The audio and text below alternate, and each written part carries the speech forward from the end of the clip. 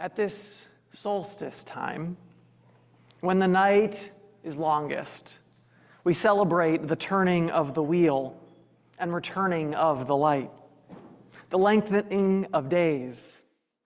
We find hope in the promise of new life.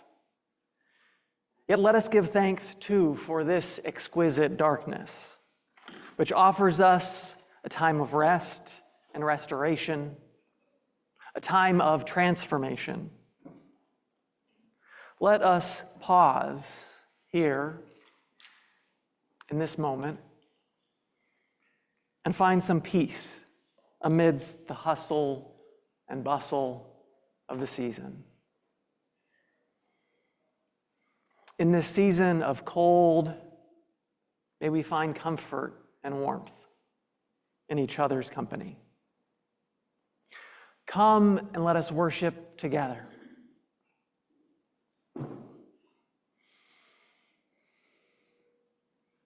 And now we light our chalice, the symbol of our Unitarian Universalist faith.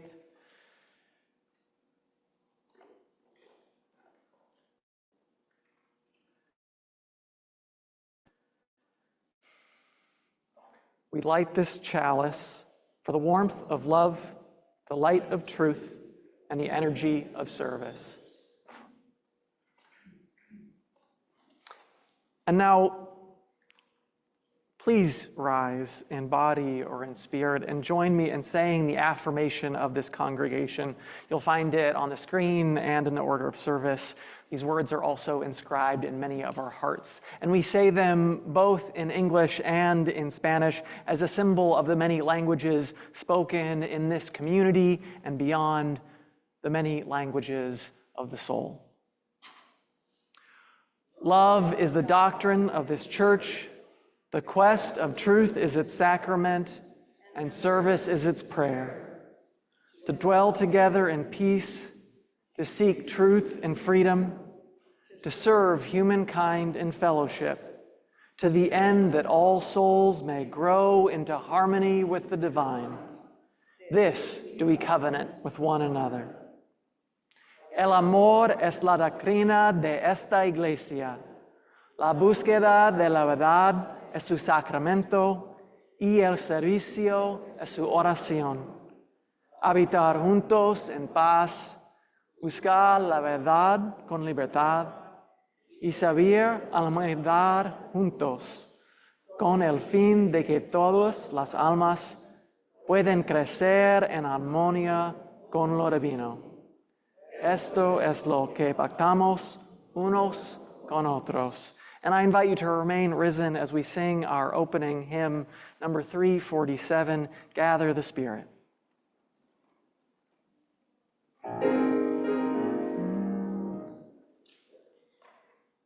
You're good.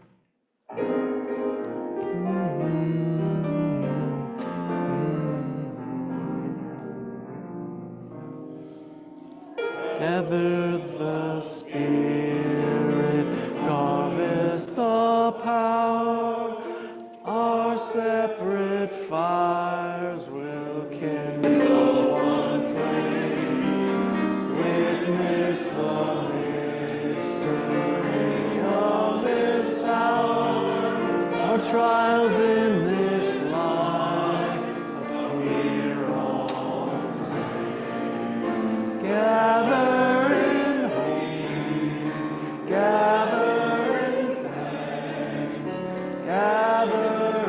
sympathy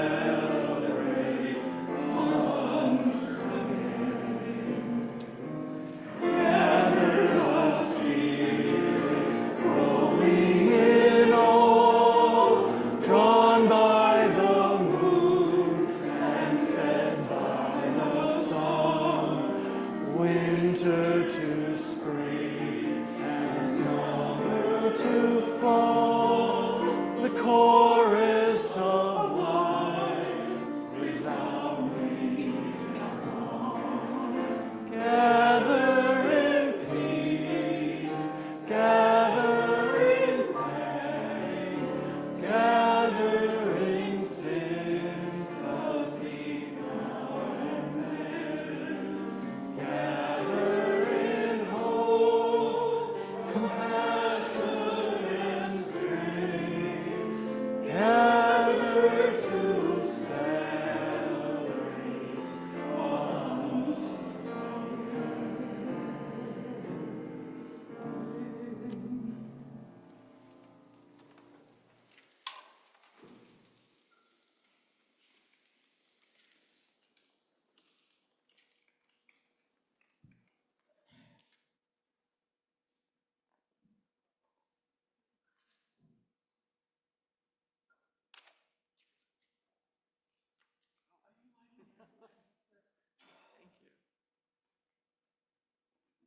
I clearly forgot it was the Advent season.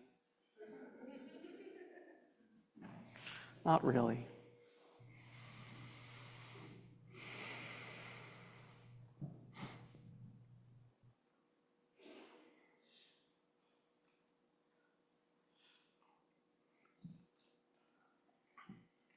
In the lead up to Christmas, it is a tradition to light candles for Advent, the 4 Sundays in the lead up to Christmas. Each week we light a new candle.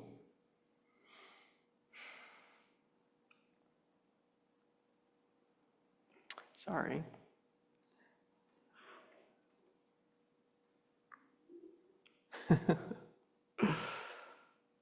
Trying to find my point.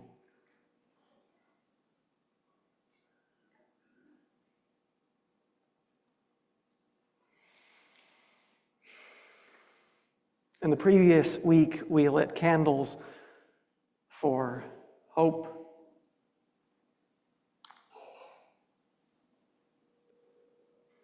for love,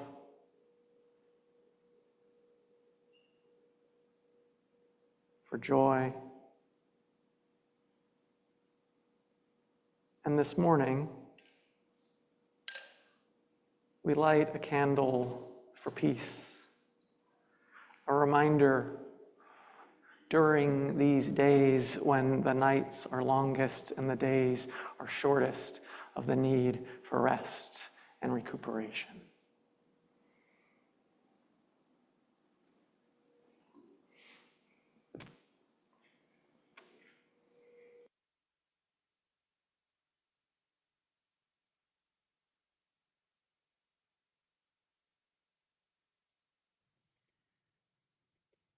We now light the land acknowledgement candle in recognition of the Tamian and Muwekma Ohlone indigenous peoples, who were the first humans to inhabit and sustain this land thousands of years before settler colonizers arrived.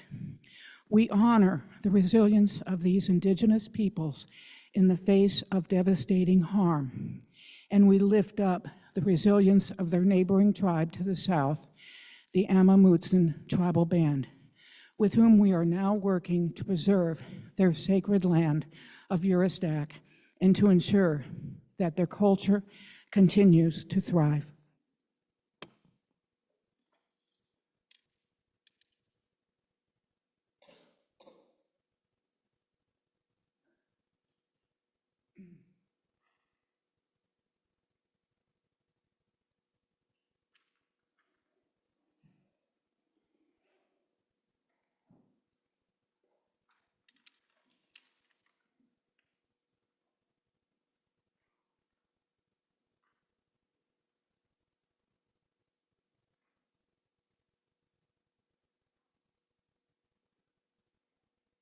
Good morning and welcome to the First Unitarian Church of San Jose.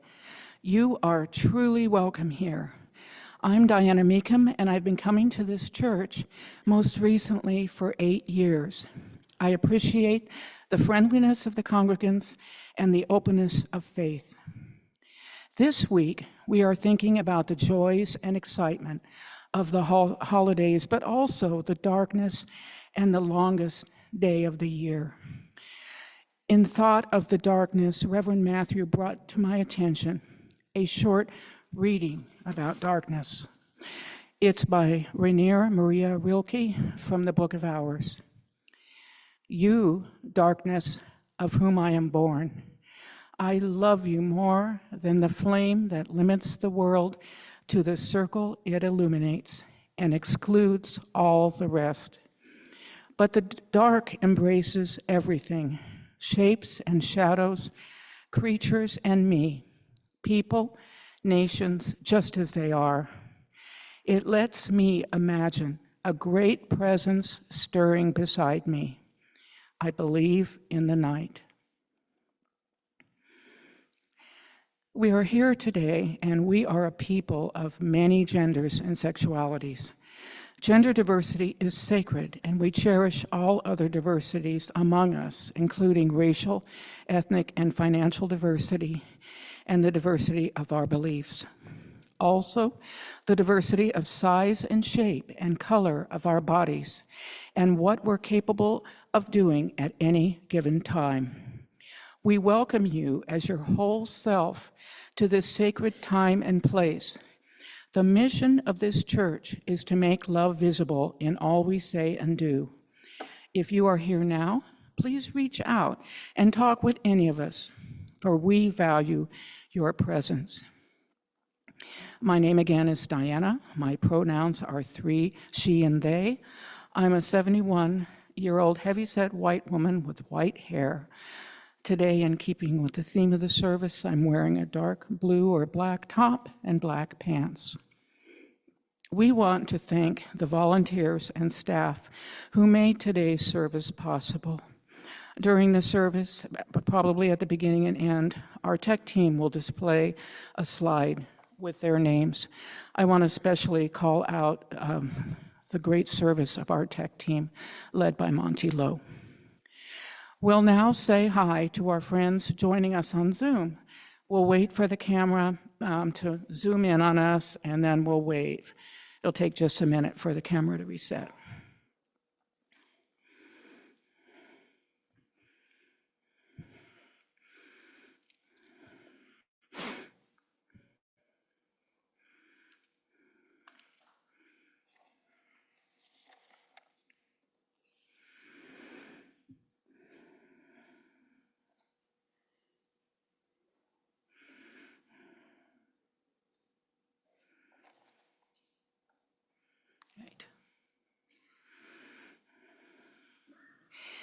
If you are new here, please reach out to any one of us. You are also welcome to visit the welcome table after the service during a social hour in Hattie Porter Hall. We are fortunate to have a crew of coffee hosts. Enjoy a cup of coffee or tea and a treat after the service. If you need a listening ear this week, please get in touch with our pastoral associate of the week, Mary Izzo. Mary's email is in the chat and also on the handout here in the sanctuary. For me, the church is a place of community where we can combine our strength to make love visible.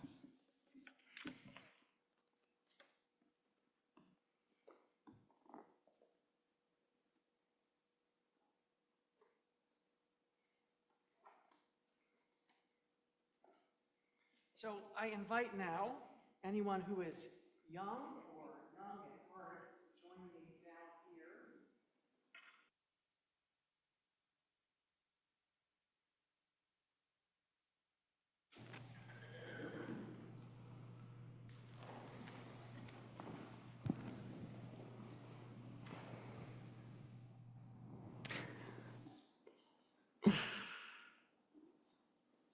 So this morning, I have a story for you by the UU pagan teacher and activist Starhawk. For many pagans, the solstice, which is the day we just celebrated yesterday, the shortest day of the year and longest night of the year, is a very important holiday. And so This morning, I have a story to tell you about the solstice, about a time when the sun was born again. It was winter, and the sun had grown very old. All year long, the sun had worked hard, rising and setting day after day. All year long, the sun had fed everyone on earth, shining and shining, giving energy to all of the trees and flowers and the grasses so they could grow and feed the animals and birds and the insects and the people. All year, the sun's gravity had held tight to the spinning ball of Earth and the twirling ball of the moon and the 8 other outer whirling planets as they traveled around and around and around until the poor sun was dizzy watching it all. Now, the poor sun could barely get up in the morning. And after a very short time, it needed to sleep again. So the days grew shorter and the nights grew longer until the day was so short it was hardly worth getting up for. Night felt sorry for the sun. "Come to my arms and rest, child," she said. "After all, I am your mother. You were born out of my darkness billions of years ago, and you will return to me when all things end. Let me cradle you now as I shelter every star, every galaxy in the universe." So night wrapped her great arms around the sun, and the night was very long indeed. "Why does the dark go on so long?" asked the children all over the earth. "Won't the sun ever come back again?" "The sun is very tired," the old one said. "But maybe if you children said thank you for all of the things the sun does for us, the light may return in the morning." So the children sang songs to the sun. They thought about all the things that the sun gave them. So what are some of the things we might say thank you to the sun for? Yes. For warmth, yes. What else can we say? What else can we thank the sun for? That's right, growing crops because crops need sun. Anything else we can thank the sun for? Rain. For rain, all right. That's right, the sunlight makes the water evaporate and then it comes down. If we didn't have that, we'd never have any rain. It would all be in the oceans and maybe lakes. Yes? Vitamin D, yes. We need that for we need that on our skin. Our happy mood, yes, definitely. Also connected to vitamin D. And so the children said, like many of the things you have thanked them for, thank you for growing the lettuce and the corn and the rice and the wheat. Thank you for growing the trees of the forest and the seaweed in the oceans and the krill that feeds the whales. Thank you for stirring the air and making the winds that bring the rain. And every time a child said thank you, the sun began to feel a little bit warmer, a little brighter. Wrapped safely in the arms of night, the sun grew younger and younger. At last, the children had to go to bed. "We will stay up and wait for the sun to rise again," the old one said. "Can we stay up too?" the children asked. "You can try, but you will get too sleepy," the old one said. "But you can each light a candle because all fire is a spark of the sun's fire. Put your candle in a very safe place and let it keep vigil for you as you sleep and dream of sunrise." So the children lit their candles and put them in very safe places, and each flame was a little spark of the sun's fire. And the sun peeped out from behind the arms of night and saw all of the little fires and began to feel warmer and brighter and younger still. Early in the morning, the old ones woke the children, and together they climbed a high hill and faced to the east, the direction of the sunrise, and they sang songs to the sun and ran around trying to keep warm. They waited and waited to see what the dawn would bring. And the sky began to turn from black to indigo to blue. Slowly, the sky grew light. A golden glow crept over the horizon. Night opened her great arms, and in a burst of brightness, the sun appeared, new and strong and shining. For in the long night, the sun had rested well and grown young from the songs and the thanks of the children, young as a brand new baby, born of night once more. Everybody cheered, and the children jumped up and down. "The sun has returned! The sun is reborn!" the people cried. And they danced and sang to celebrate the birth of a new day, and then went home to breakfast. The end. Let's join in singing our children out to their classes. Go now in peace, go now in peace. May the love of God surround you everywhere, everywhere you may go.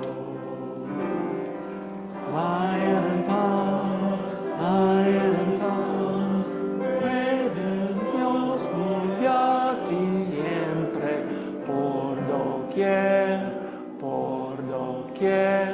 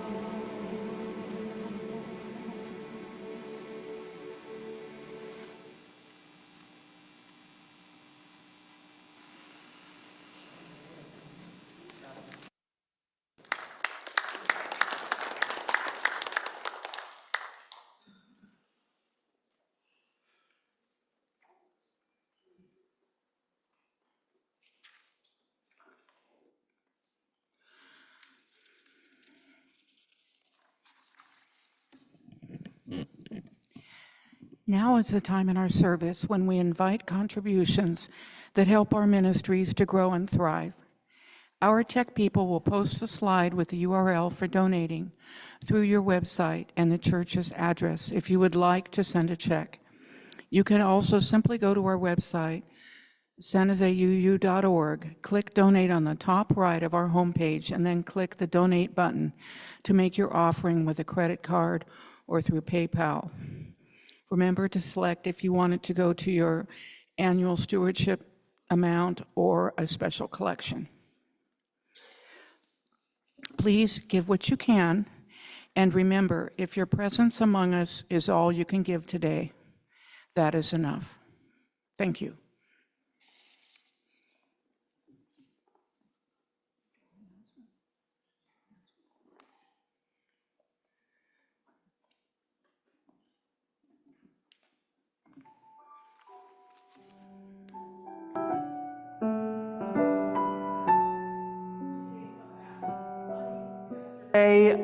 A scammer sent out an email pretending to be me.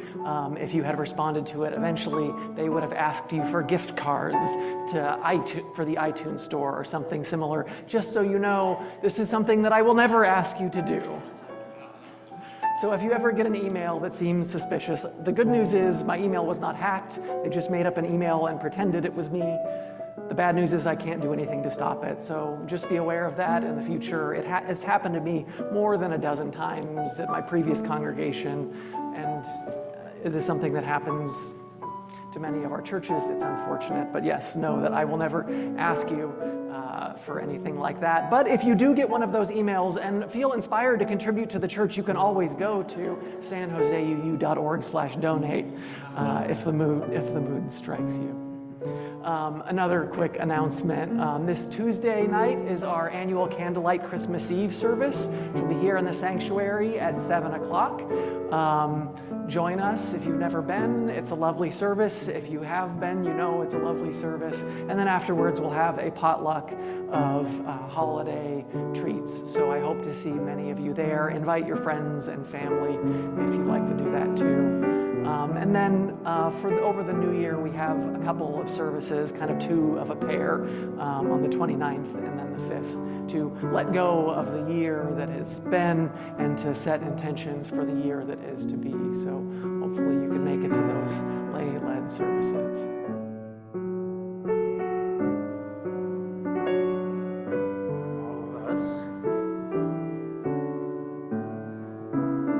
Donation.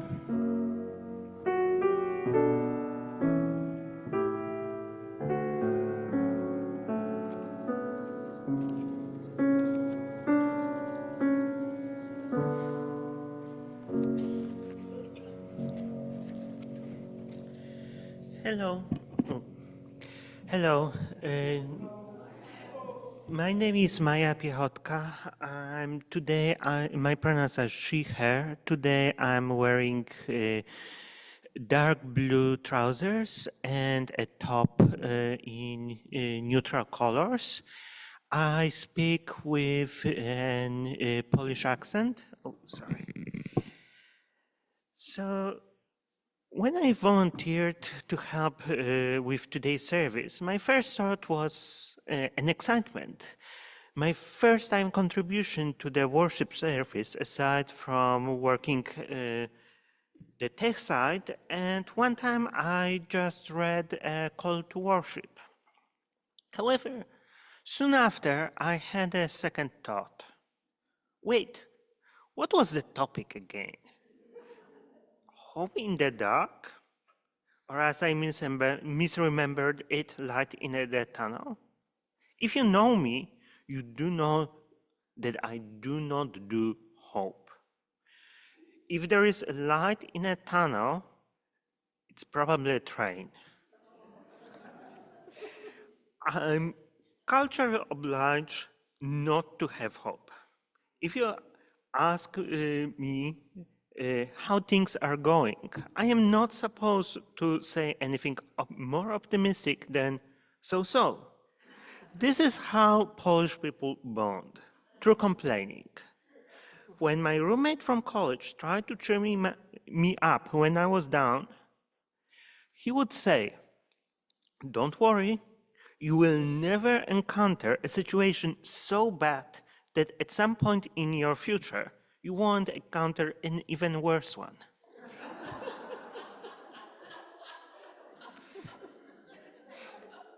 So, what gives me hope?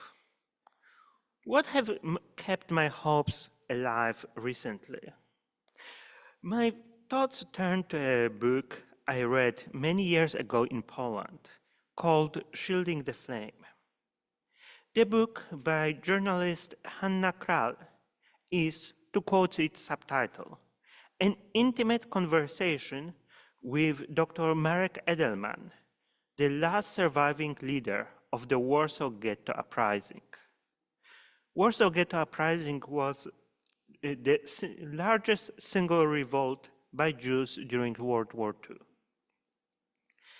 Two moments from the book remained carved deeply into my memory.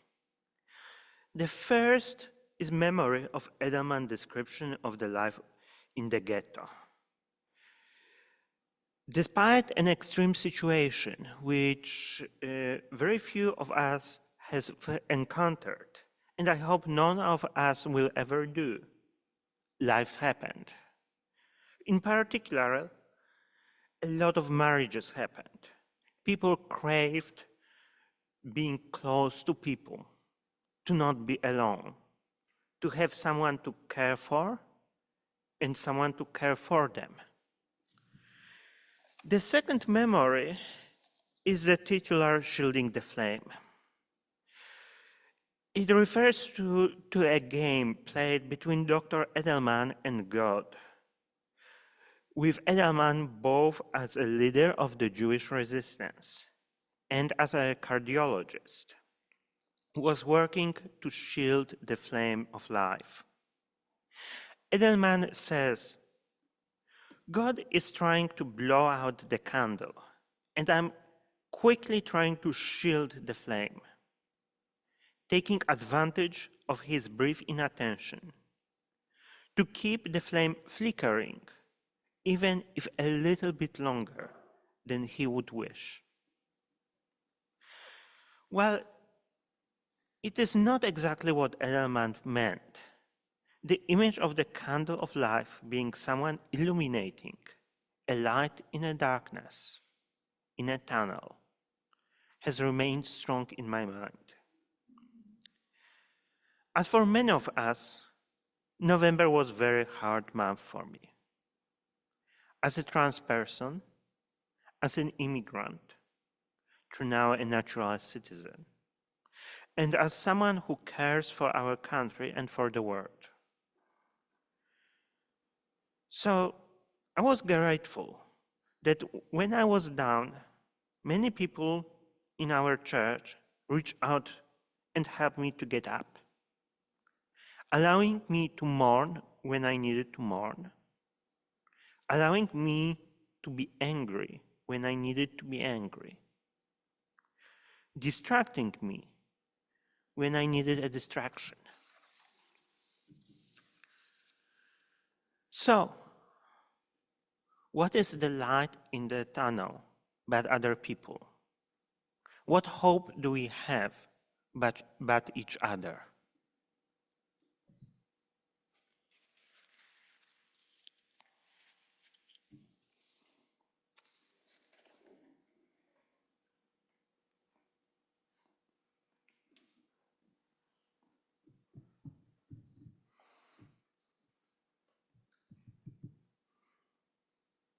Thank you, Maja.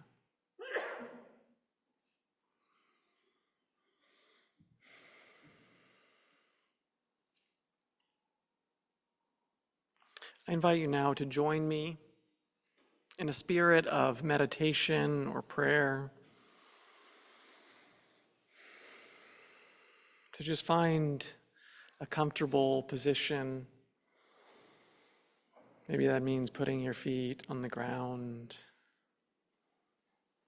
that ground which supports us. Closing your eyes or softening your gaze. Just noticing your breath.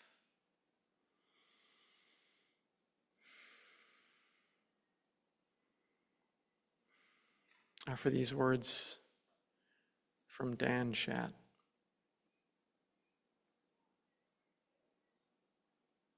Spirit of darkness, in the season of long nights and afternoon twilight, we look for peacefulness in the familiar rhythms of earth and air, the turning of the solstice, the gentleness of the winter's dark.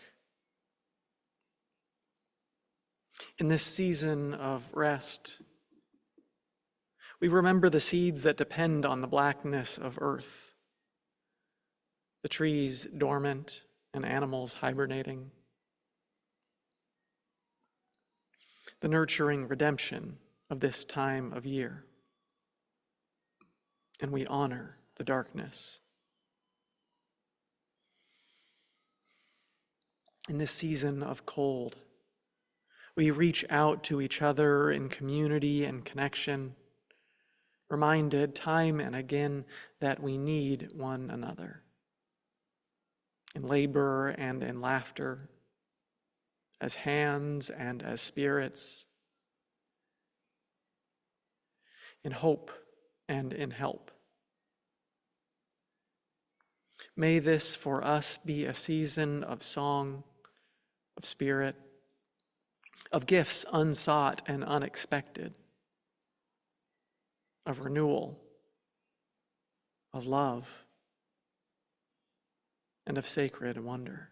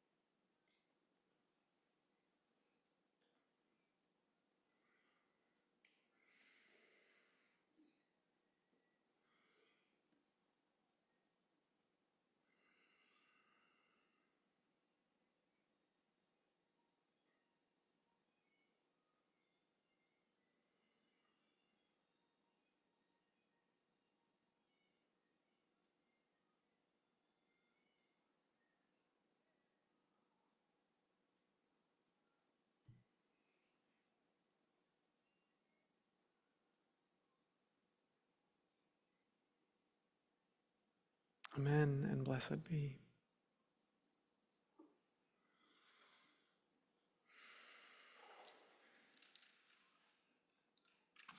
In a moment, I'm going to sound this singing bowl. And after I do, I invite you to join me in an embracing meditation of lifting up the joys and sorrows, the names and occasions that are on our heart this morning. And so after I do, I invite you to speak aloud into this space with voices overlapping other voices, no need for them all to be heard,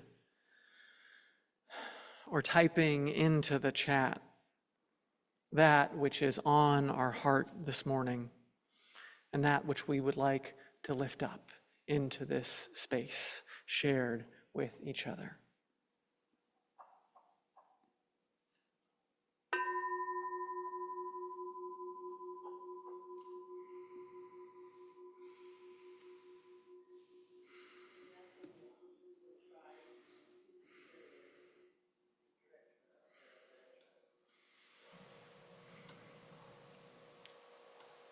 People missing family.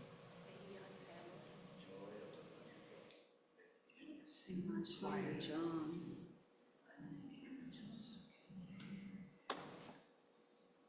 People of Palestine, of Ukraine, all those touched by violence.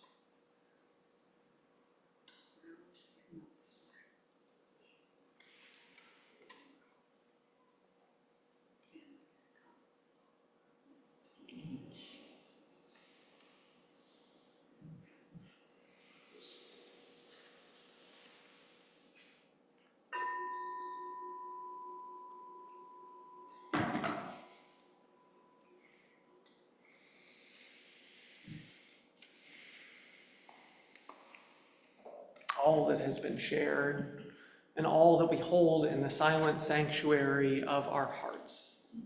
We offer these into the embrace of this beloved community. And sometimes it is not enough to just say things aloud into a space. So if you feel like you need to talk to someone after the service, I invite you to stop by the pastoral care table and speak to our pastoral associate of the week, Mary Idso. You can also send an email to pastoralassociates@sanjoseuu.org. That information is in your order of service, because we aren't meant to do this alone. I now invite you to join me in singing Song Meditation number 55, Dark of Winter.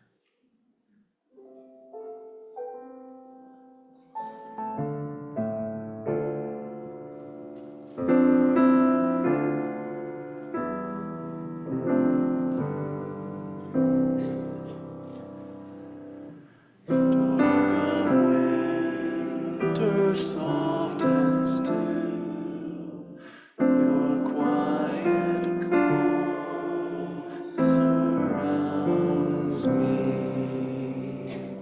Let my thoughts go where they will, ease my mind profoundly. And then my soul will sing a song, a blessed song of love eternal. Gentle darkness, soft and still, bring your quiet to me.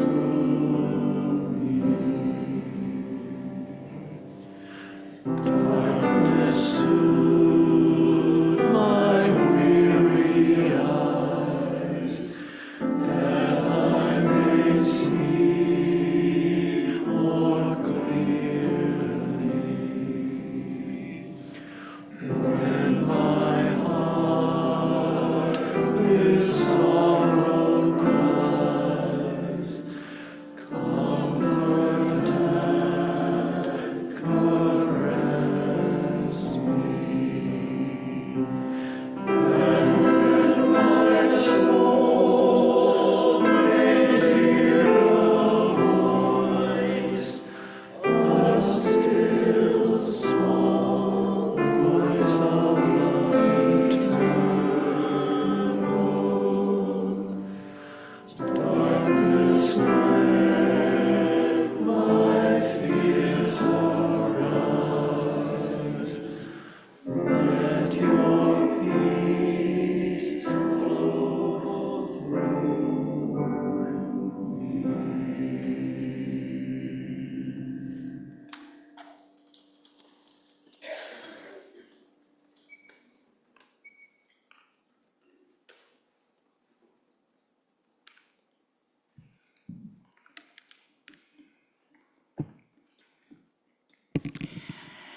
So now please join me with responsive hymn number 663 in the hymnal, One Small Face by Margaret Starkey. I will read the regular font, and would you please read the italicized font? With mounds of greenery, the brightest ornaments, we bring high summer to our rooms, as if to spite the somberness of winter come. In time of want, when life is boarding up against the next uncertain spring, we celebrate and give of what we have away. All creatures bend to rules, even the stars constrained. There is a blessed madness in the human need to go against the grain of cold and scarcity. We make a holiday, the rituals varied as the hopes of humanity. The reasons as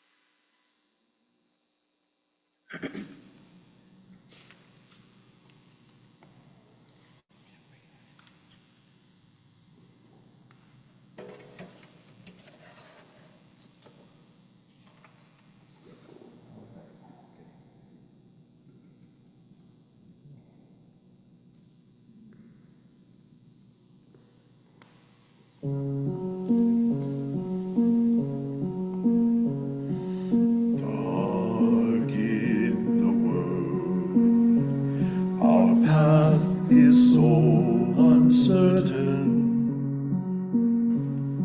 Stories once told are not helping us through. When our days are done, we go behind the curtain. Will there be a place which is golden and new? Or do we pass our lives turned into shadows? Our once full glass, now emptied of its wine. So one thing we can do to see those that follow make it through. In our dark times, we light a light and we leave it to shine. In our dark times, we light a light and we leave it to shine. Sages have said that heaven is within us. The gift of love is a gift made to share. In our span of years, if we can help each other, help those alone, help to nurture and care. And then that light will shine through hours of darkness. That once bright star will guide us on our way. See the break of the day. See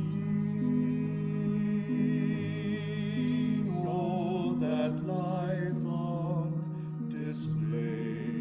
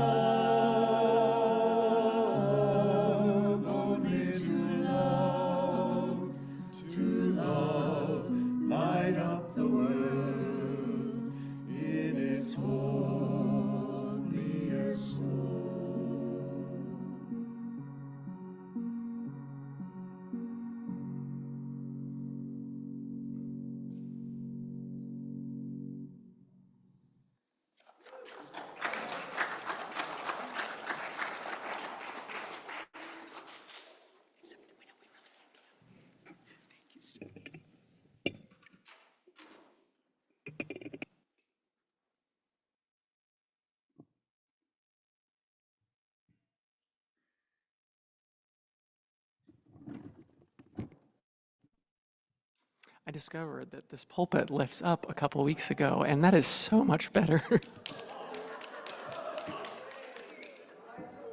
Rise up.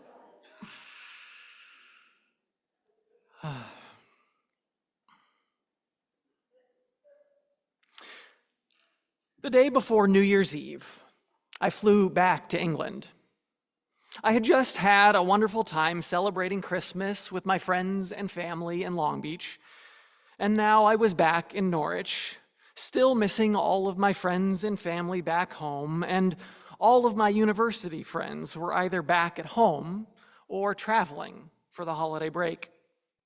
Wanting to celebrate New Year's with other people, even strangers, I sought out a New Year's party that was put on by the student union, but when I arrived at the location that had been publicized, the room was dark and the lights were off. And the doors were locked. So I wandered around looking for the party, tried to call a phone number with no success. So I headed back to my flat alone. At midnight, I heard people setting off fireworks in celebration. Because of its higher latitude, in late December, the days in Norwich are almost 2 hours shorter, and the nights 2 hours longer than here in San Jose. And when the nights are more than twice as long as the day, that can be really depressing. Unfortunately, for whatever reason, I didn't adjust to the time change after traveling. I was still on Pacific time, which meant that for 2 weeks straight, I was going to sleep around 6 or 7 a.m. and waking up around 2:30 to 3:30 p.m. In other words, I was basically sleeping through the daylight hours. I was getting less daylight, seeing less daylight than people in Anchorage and Reykjavik experience. And it was rough. I'd had challenging times before, but that was the first time in my life I remember feeling truly and properly depressed with a capital D. I had my final papers to work on for the semester, but completing them was a struggle, and I basically just turned into a hermit for 2 weeks. I grew a full, scruffy beard, which was the first time I did it. Now, of course, it looks nice, but back then,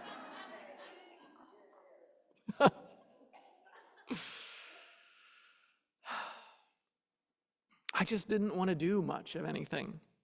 And I only left my flat just a couple of times in order to walk down to the grocery store. And yet, in the back of my mind, I had hope, because I knew that this too would pass. My friends would return from their travels. I would finish my term papers. The next semester would start. My sleep cycle would adjust. The days would grow longer. And I think knowing that made it bearable. All of us have experienced moments of feeling down, of depression, perhaps despair, maybe rooted in a financial hardship, the loss of a job or a house. It might be the death of a loved one or the end of a relationship.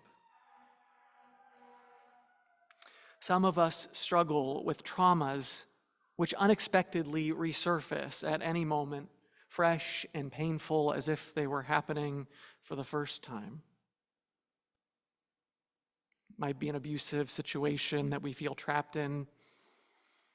It may be the decline of physical or mental ability, a medical treatment we can't afford, or a terminal diagnosis for which there is no cure.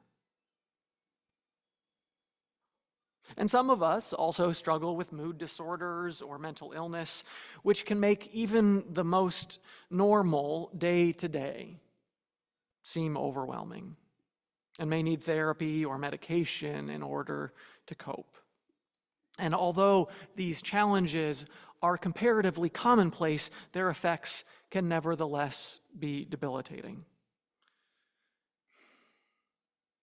Whether caused by a chemical imbalance or a challenging situation, some of us have experienced times when the darkness of depression can seem so pervasive, so overwhelming, that one can't see that glimmer of light on the horizon. Can't imagine the reality that the darkness can or will ever dissipate.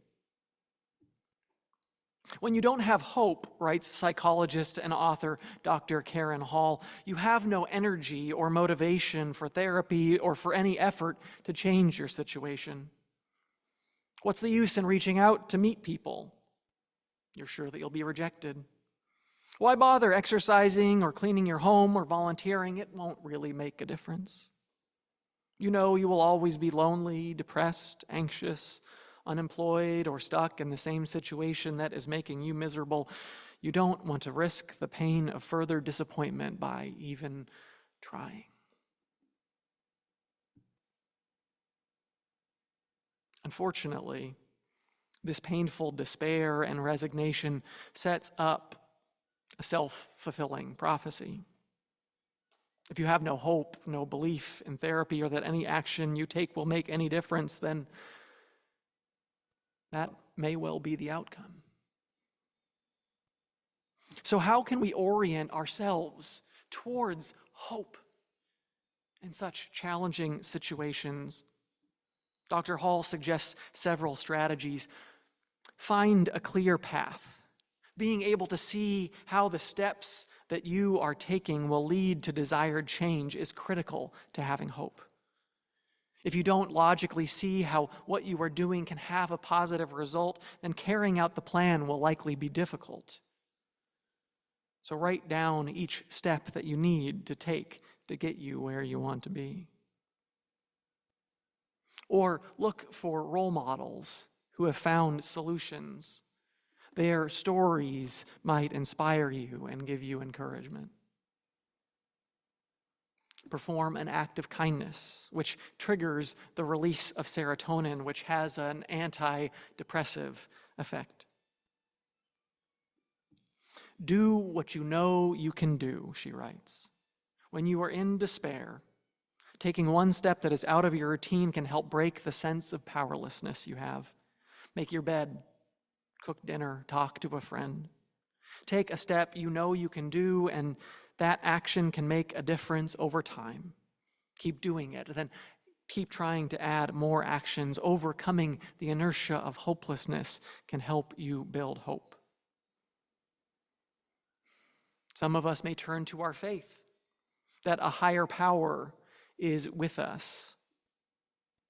Not necessarily fixing the situation, but a reminder that we are not alone, that we are held by something greater. Or practice mindfulness. Oftentimes, our hopelessness is rooted in remembering situations that didn't work out or were painful. By trying to stay in the here and the now, we may find more peace and less stress. Yet it seems to me that we also need practices to find hope, not just for ourselves as individuals, but as a community. We need sources of collective hope because of the times we live in and because we want to create something better for ourselves and for future generations. And so I think we need another way to think about darkness, and that is the darkness of the unknown, of the future that has not been written and which holds infinite possibilities. In her great book, Hope in the Dark, whose title was obviously an inspiration for this service, Rebecca Solnit writes, "Hope locates itself in the premises that we don't know what will happen, and in that spaciousness of uncertainty is room to act. When you recognize uncertainty, you recognize that you may be able to influence the outcomes, you alone or you in concert with a few dozen or several million others. Hope is an embrace of the unknown and the unknowable, an alternative to the certainty of both optimists and pessimists. Optimists think that we'll all be fine without our involvement, and pessimists take the opposite approach. Both excuse themselves from acting. It's the belief that what we do matters, even though how and when it may matter, who and what it may impact, are not things we can know beforehand.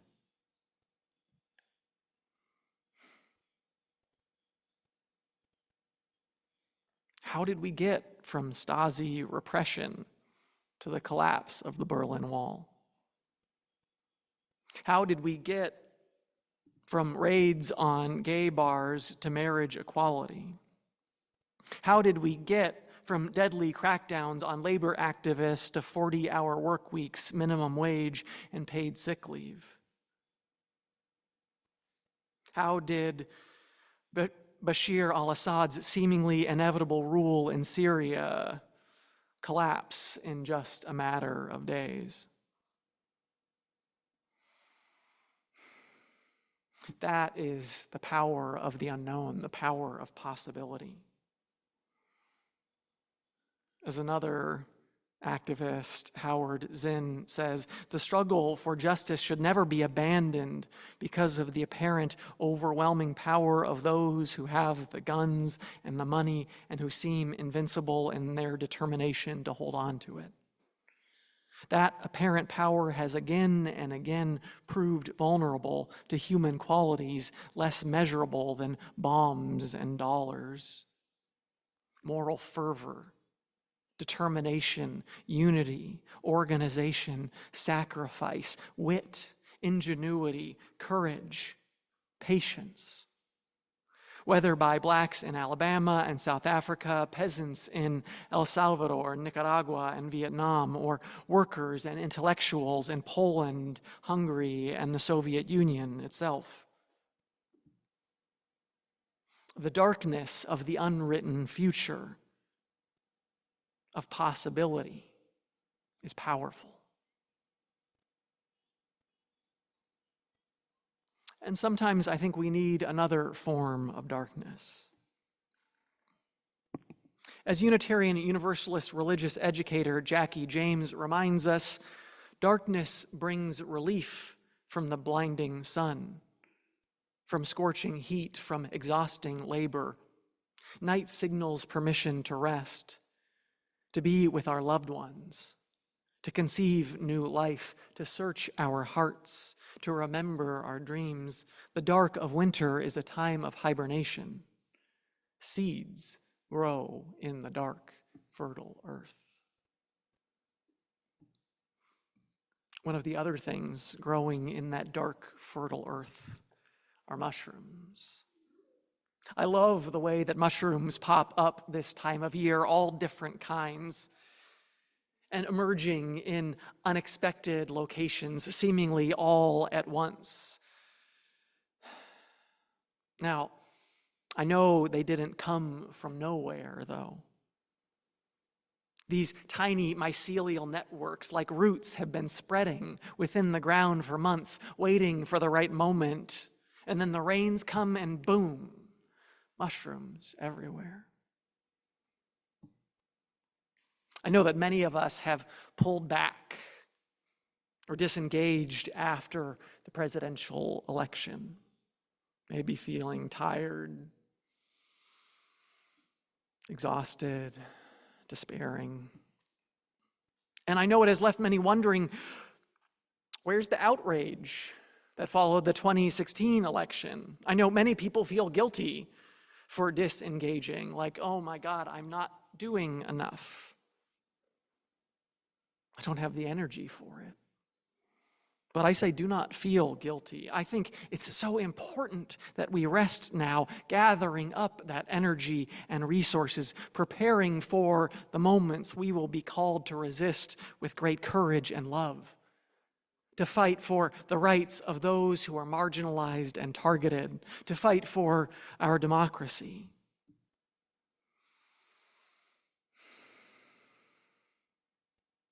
No, take this moment to rest and prepare.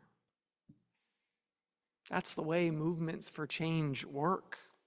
Like mycelium spreading out underground, creating networks, storing energy, and getting ready until conditions are right for fruiting. And then in what seems like a massive change, and then in what seems like a moment, massive change can happen. And out of those moments, new growth can come because, like those mushrooms spreading their spores far and wide, other activists in other movements in different places and times will take that inspiration and do something with it. We cannot know the impact of our actions beforehand. And as Rebecca Solnit writes, we may not, in fact, know them afterwards, but they matter all the same. History is full of people whose influence was most powerful after they were gone. As the wise princess and general Leia Organa said a long time ago in a galaxy far, far away, hope is like the sun. If you only believe in it when you can see it, you'll never make it through the night. Anything could happen, and whether we act or not has everything to do with it, writes Solnit. I say this to you not because I haven't noticed that this country has strayed close to destroying itself and everything it once stood for in pursuit of empire in the world and the eradication of democracy at home. That our civilization is close to destroying the very nature on which we depend, the oceans, the atmosphere, the uncounted species of plant and insect and bird. I say it because I have noticed, writes Solnit. Wars will break out. The planet will heat up, species will die out, but how many, how hot, and what survives depends on whether we act.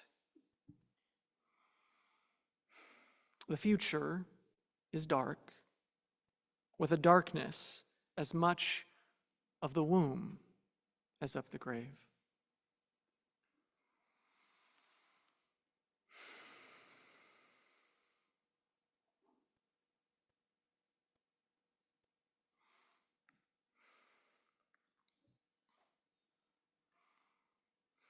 I now invite you to rise in body or in spirit and join me in singing our closing hymn, number 1057.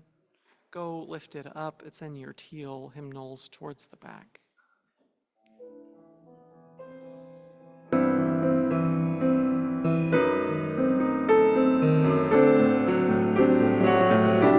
We'll sing it twice there.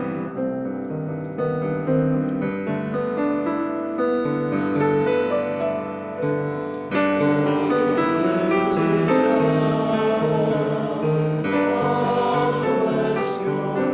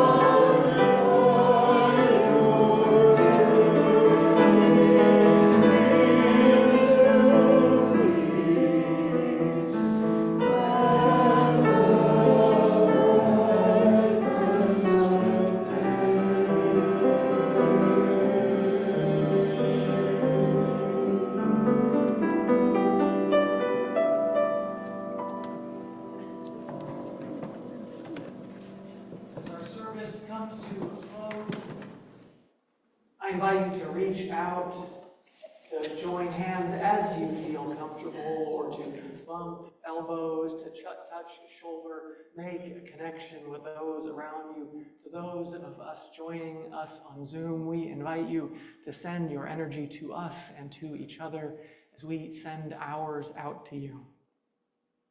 Close with the words of one of my beloved teachers and mentors, Reverend Wayne Arneson. Take courage, friend. The way is often hard. The path is never clear, and the stakes are very high.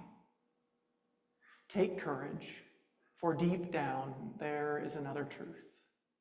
You are not alone. Go in peace.